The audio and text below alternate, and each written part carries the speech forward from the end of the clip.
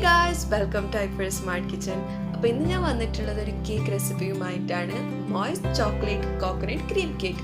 ഇതൊരു ഡിഫറെൻ്റ് ആയിട്ടുള്ള റെസിപ്പിയാണ്. ഗനാഷും പിന്നെ കോക്കനട്ട് ക്രീമൊക്കെ കമ്പൈൻ ആയിട്ടുള്ള നല്ല അടിപൊളി ടേസ്റ്റ് കേക്കാണ്. അപ്പോൾ ഇതിങ്ങനെ ഉണ്ടാക്കുന്നത് നമുക്ക് നോക്കാം. ആദ്യം നമുക്ക് അരിപ്പയിലേക്ക് 1 cup floor, 1/4 cup coco powder, 2-3 teaspoon baking powder,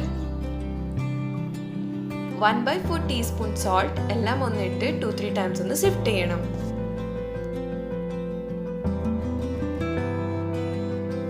ഇനി നമുക്ക് വേറൊരു ബൗളിൽ 4 എഗ്ഗിൻ്റെ എഗ് വൈറ്റ് ഇട്ട് കൊടുത്ത് നല്ലൊരു ഫ്ലഫി ടെക്സ്ചർ ആവുന്നത് വരെ ബീറ്റ് ചെയ്യണം. ഈ ഒരു രീതിയിലായിട്ടാണ് നമുക്ക് ബീറ്റായിട്ട് വേണ്ടത്. ഇനി നമുക്കിത് സൈഡിലൊന്ന് മാറ്റി വെക്കാം. ഇനി വേറൊരു ബൗളിലേക്ക് 4 എഗ് യോക്ക് ഇട്ട് കൊടുക്കണം. 1 teaspoon vanilla essence, 3/4 cup powdered sugar, half cup hot water. ഇതൊന്ന് ബീറ്റാക്കി എടുക്കണം. ഇതൊന്ന് ഹാഫ് ബീറ്റായി വരുമ്പോൾ ഇതിലേക്ക് ഹാഫ് കപ്പ് ഓയിൽ ഇട്ട് വീണ്ടും ഒന്ന് ബീറ്റ് ചെയ്യണം. ഇപ്പം ഇവിടെ ബീറ്റൊക്കെ കഴിഞ്ഞിട്ടുണ്ട്. ഇനി ഇതിലേക്ക് ഡ്രൈ ഇൻഗ്രീഡിയൻസ് കുറേശ്ശെ ഇട്ട് കൊടുത്ത് സ്പാറ്റുല കൊണ്ടൊന്ന് മിക്സ് ചെയ്യണം.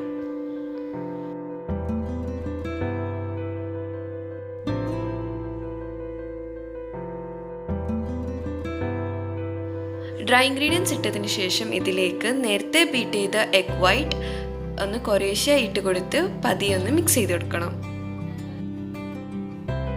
എല്ലാം ഒന്ന് നല്ലപോലെ മിക്സ് ആയിട്ടുണ്ട്. ഇനി നമുക്കിത് കേക്ക് ടിന്നിലോട്ട് മാറ്റാം.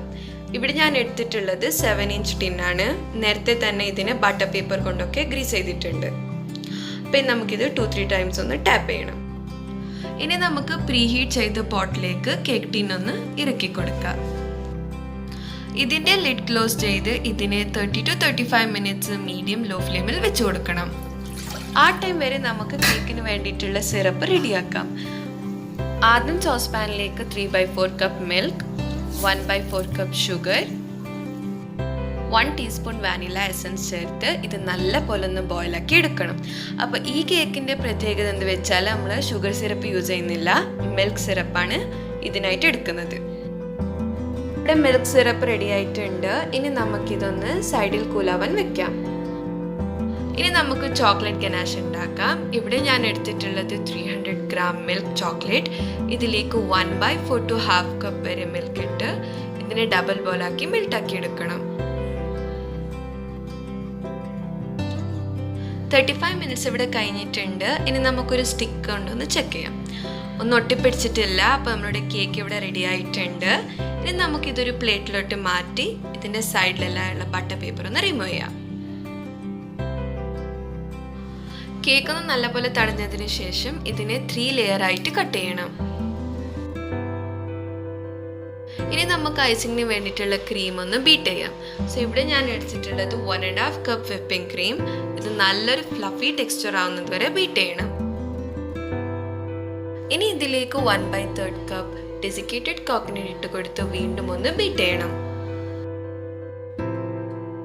ബീറ്റായതിനു ശേഷം ഇതിലേക്ക് 1 ടീസ്പൂൺ കോക്കനട്ട് എസൻസ് ഇട്ട് കൊടുത്ത് സ്പാറ്റുല കൊണ്ടൊന്ന് മിക്സ് ചെയ്യണം. ഇനി നമുക്കൊരു കേക്ക് ട്രേയിലേക്ക് കുറച്ച് വിപ്പിംഗ് ക്രീം ഒന്ന് സ്പ്രെഡ് ചെയ്ത് ഇതിൻ്റെ മുകളിൽ സ്പോഞ്ച് ഒന്ന് ഇട്ട് കൊടുക്കാം. നെക്സ്റ്റ് ഇതിലേക്ക് മിൽക്ക് സിറപ്പ് ഒന്ന് നല്ലപോലെ സ്പ്രെഡ് ആക്കണം.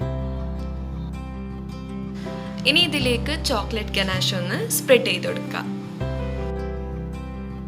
നെക്സ്റ്റ് ഇതിലേക്ക് വിപ്പിംഗ് ക്രീം ഒന്ന് ഇട്ട് സ്പാറ്റുല കൊണ്ടൊന്ന് കവർ ചെയ്യണം.